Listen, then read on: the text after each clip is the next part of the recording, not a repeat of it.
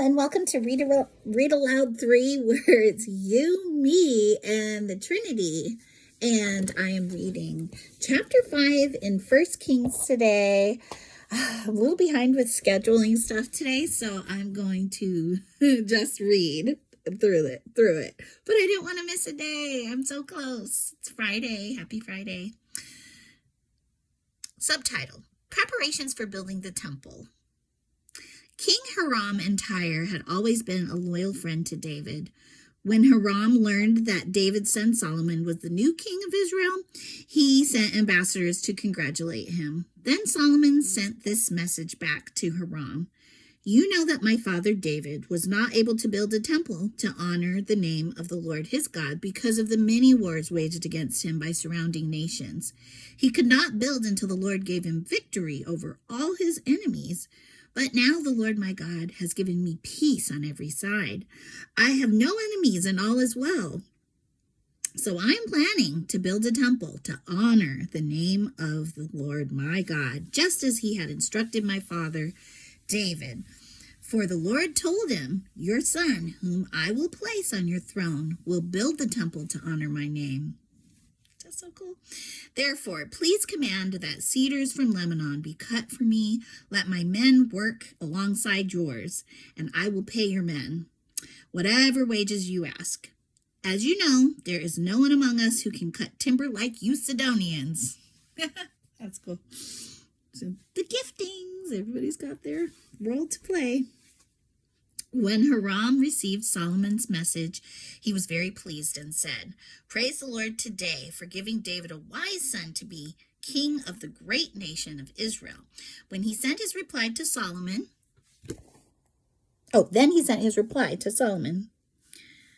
I'm a little confused there. Let me read it one more time.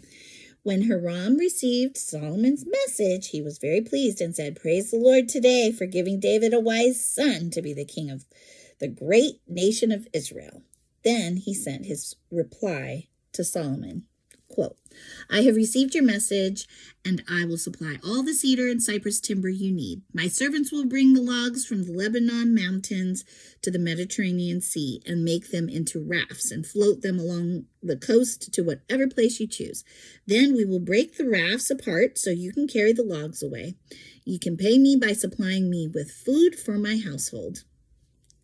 It's simple. Take care of me, and hey, I will do this work, which is awesome. It's like, I just need what I need.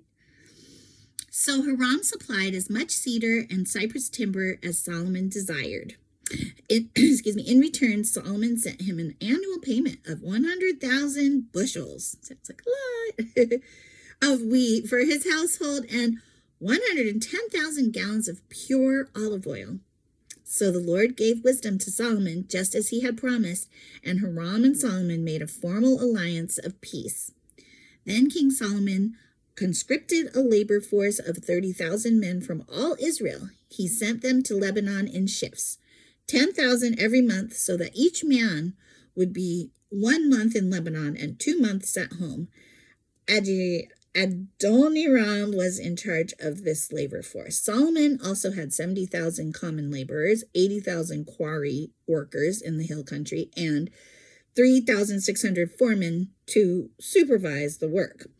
At the king's command, they quarried large blocks of high-quality stone and shaped them to make the foundation of the temple. Men from the city of Gabal helped Solomon's and Hiram's builders prepare the timber and stone for the temple. It's happening. The temple is being built by Solomon, as God said it would. As God said he wanted it to be built by Solomon, and Solomon is doing it. I love it.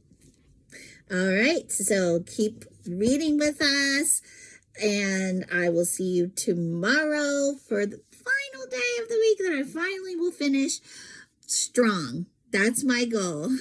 So I hope to see you tomorrow. Have a good day and evening.